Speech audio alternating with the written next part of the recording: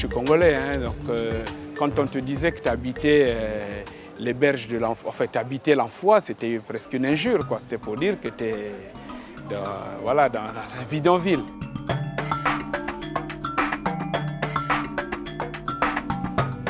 Pour moi, il y avait des cadavres de chiens, des gens dans le quartier qui vidaient leur WC là, ils jetaient n'importe quoi à l'intérieur. Là, vraiment, c'est vraiment sale.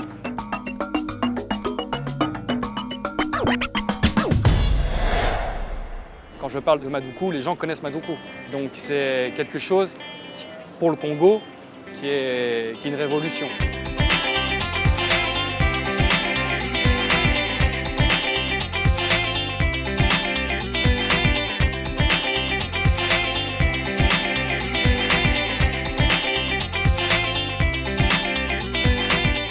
Ce collecteur, c'est un collecteur en béton armé avec des voies sur berge qui permet de donner accès à ce quartier qui était défavorisé, accès aux voitures, un accès aux riverains propres. À l'origine, ce projet, il n'y avait pas l'éclairage public, ce n'était pas prévu. Et après, nous nous sommes dit, oui, on va rendre un ouvrage comme ça, quand se fera l'éclairage public, et si elle doit se faire, donc les trottoirs vont encore être, on va dire, démolis pour pouvoir poser les gaines et les candélabres par la suite. Dans le projet d'exécution, nous avons proposé l'éclairage public et ça a été très bien accueilli par le client. Et depuis là, sur toutes les voiries, nous proposons toujours l'éclairage public, ce que ne fait pas le concurrent. Tu commences à rapprocher tes aciers là, qu'on ne perde pas de temps.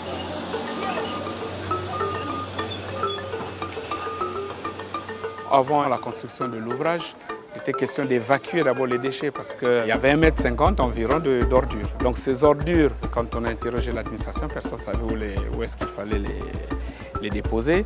Et puis nous avons trouvé sur un site un grand trou en pleine ville, on va dire. Et nous avons proposé si on pouvait déposer nos ordures là-bas et par la suite remodeler, donc aménager le terrain.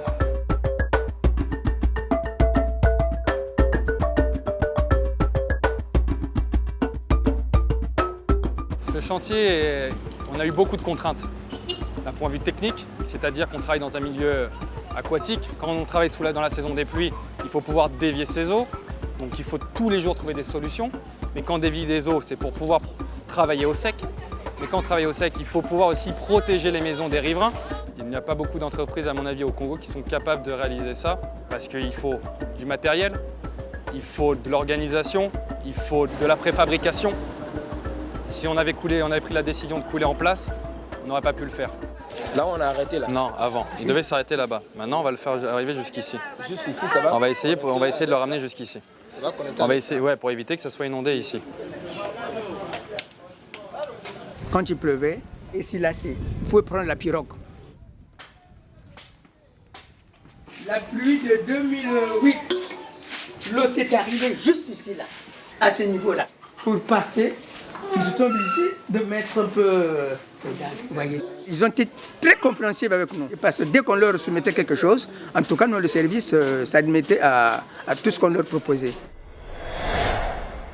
L'approche, c'est vis-à-vis du client et de la population. On essaye d'apporter à chaque nouveau chantier des nouvelles solutions, des idées nouvelles qui vont faire de notre société une image de marque.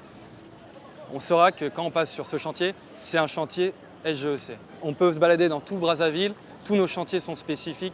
Il y a une petite marque de chacun parce qu'on a apporté une solution. C'est ça notre spécificité au Congo par rapport aux concurrents.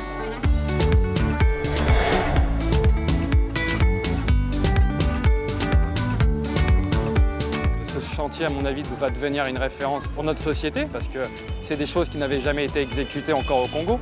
C'est pas de la simple voirie, c'est des travaux hydrauliques, de génie civil et d'urbanisme. On modifie tout un espace de vie des gens, donc c'est ça qui est appréciable. Pour moi, je trouve que c'est un bijou qu'on nous a donné, un grand bijou. C'est un bijou, franchement.